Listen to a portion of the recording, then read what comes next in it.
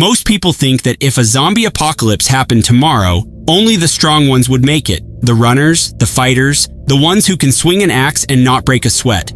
But what if I told you that survival isn't really about strength or speed, it's about strategy? See, we never talk about the people you don't see in survival movies, the ones who don't fit the hero look, the overweight guy, the big woman, the people who move slower, breathe heavier, but still keep going. Movies always show fat people as jokes, victims, or worse, zombies, but never survivors.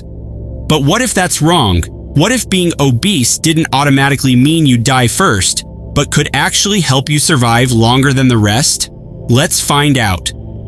See, when I was younger, I was a fat kid. Not kinda chubby, I mean full-on heavy. Walking up a few stairs felt like climbing Everest. Running? Forget it. I used to think if a zombie apocalypse ever happened, I'd be the first to go. But here's where it gets really interesting. Being overweight might actually help you survive, at least in some ways, and no one talks about it. Let me explain. We all know the obvious problem. Zombies are fast, and you're not. Your stamina runs out faster, your joints hurt, and your body uses energy differently.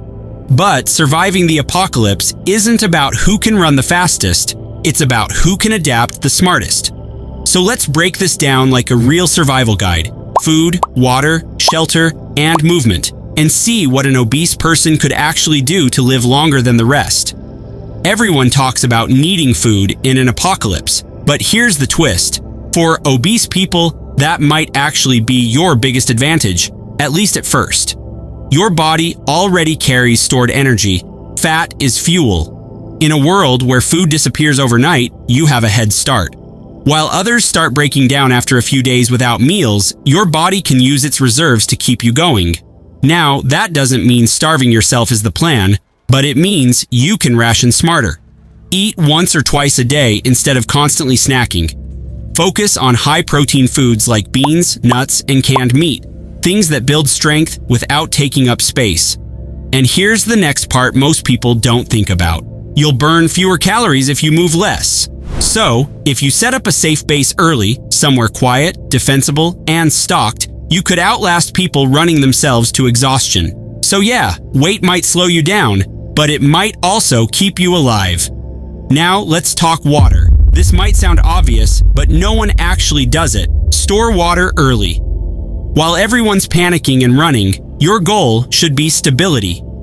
Find containers, bottles, buckets, even trash cans, and fill them up while water still runs. Keep them sealed and hidden. Here's why this matters more for you. Dehydration hits harder when you're heavier. Your body needs more water to regulate temperature. So while fat might help you survive hunger, it makes hydration even more important. No clean water? Use gravity filters, boiling, or even cloth filtration if you're desperate.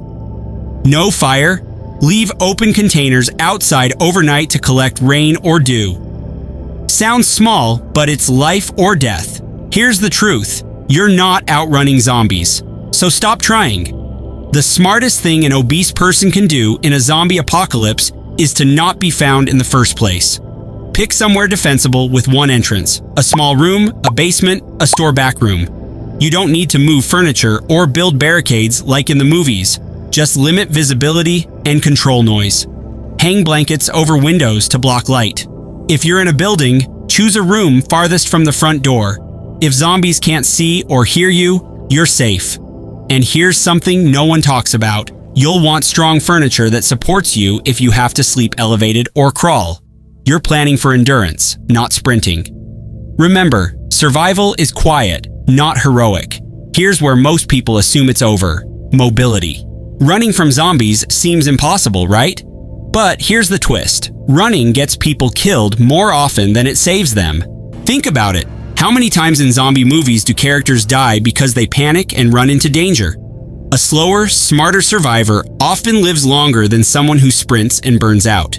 If you're overweight, your advantage is patience. You're not chasing fights. You're staying put, conserving energy, and waiting for the chaos to thin out. When you do move, do it during daylight, slowly, and only when you're sure it's safe. You can also use wheels, bikes, carts, even mobility scooters if you find power sources.